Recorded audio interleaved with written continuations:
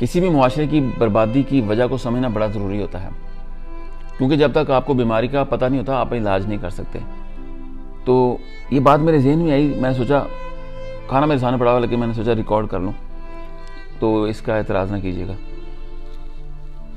हमारा मुआशरा बर्बाद इसलिए नहीं है कि जो ताकतवर हल्का है, ताकतवर लोग हैं या जिनके पास ज़मीन है, पैसा है, या 4 बंदूकें हैं, वो समझते हैं कि जी हम पूरी दुनिया पर, पूरे मुल्क पर, पूरे शहरों पर कब्ज़ा कर लेंगे।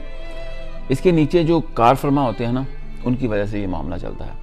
क्योंकि ये जो लोग होते हैं, ये डरपोक लोग होते हैं, ये आगे बढ़ के कुछ नहीं कर सकते, इसलिए फिर लोगों को ट्रेन करते हैं। जो लोग इनके नीचे काम करते हैं, जिनको ट्रेन करते हैं, जो खिलाते पिलाते हैं, पालते हैं, असल में उनकी वजह से मेन बर्बादी होती है। वो होते हैं ब्रोकर, जिसको दलाल बोलते हैं। और ये जो दलाल होते हैं, ये असल में उनकी मार्केटिंग करते हैं, उनको ताकतवर शो करते हैं, या लोगों को डराते धमकाते